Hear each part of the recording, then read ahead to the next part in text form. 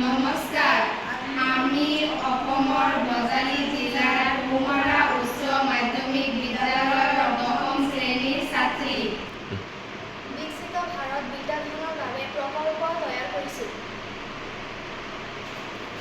আমাৰ প্ৰকল্পৰ থিম হৈছে সমৃদ্ধ ভাৰত আৰু আমাৰ টপিক হৈছে local empowerment and development hub, অৰ্থাৎ স্থানীয় লোকৰ সবলীকৰণ আৰু উন্নয়ন কেন্দ্ৰ।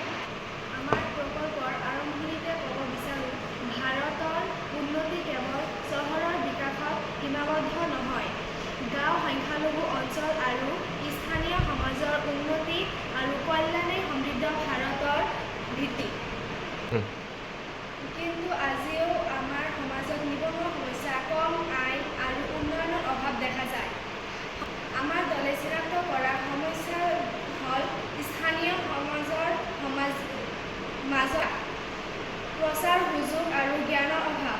কাৰণসমূহ হ'ল আমাৰ অঞ্চলৰ দক্ষতা উন্নয়ন আৰু বৃত্তিমূলক প্ৰশিক্ষণ কেন্দ্ৰৰ অভাৱ, সুযোগৰ সীমাবদ্ধতা, মহিলা আৰু যুৱকসকলৰ সীমিত অংশগ্ৰহণ, সমস্যাৰ অভাৱ, শিক্ষিত নিবনুৱাৰ সমস্যা বৃদ্ধি, স্থানীয় শিল্প আৰু উদ্যোগৰ বিলুপ্তি, চহৰলৈ প্ৰব্ৰজনৰ বৃদ্ধি।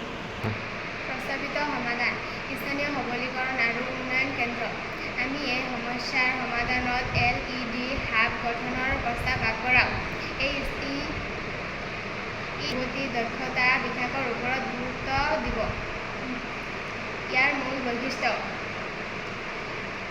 এই কেন্দ্ৰৰ জৰিয়তে দক্ষতা বিকাশৰ বিভিন্ন কৰ্মশালা আয়োজন, মাৰ্কেটিঙৰ বাবে ডিজিটেল প্লেটফৰ্মৰ ব্যৱস্থা কৰা, মহিলাসকলক প্ৰশিক্ষণ আগবঢ়োৱা। ইয়াৰ ফলত উপকৃত হ'ব স্থানীয় শিল্পী, ক্ষুদ্ৰ কৃষক, যুৱ সমাজ আৰু মহিলা। প্ৰত্যাশিত ফলাফল: LED হাবে এটা আত্মনিৰ্ভৰ, দক্ষ আৰু আত্মনিৰ্ভৰশীল সমাজ গঠনত সহায় কৰিব। স্থানীয় শিল্প আৰু হস্তশিল্পৰ পুনৰ উজ্জীৱন। চহৰলৈ যুৱকসকলৰ প্ৰব্ৰজন হ্ৰাস, মহিলাসকলৰ অৰ্থনৈতিক অংশগ্ৰহণ বৃদ্ধি। চহৰলৈ যুৱক, ডিজিটেল আৰু আৰ্থিক অন্তৰ্ভুক্তিত উন্নতি। এই কেন্দ্ৰই সমাজক নিৰ্ভৰশীলতাৰ পৰা আত্মনিৰ্ভৰ দিশত পৰিৱৰ্তিত কৰিব আৰু সমৃদ্ধ ভাৰতৰ দিশে এটা শক্তিশালী পদক্ষেপ হিচাপে বিবেচিত হ'ব। ইয়াৰ প্ৰক্ৰিয়া: আমি কিছুমান মূল্যৱান পৰামৰ্শ পাইছোঁ। সেইবোৰ হ'ল মোবাইল এপ আৰু হোৱাটছএপ ভিত্তিক বজাৰ প্ৰস্তাৱ সংযোজন, LED হাবত মহিলা দক্ষতা শাখা সংযোজন কৰা, বিদ্যালয়ত সচেতন অভিযান সভাৰ সংযোজন কৰা ইত্যাদি।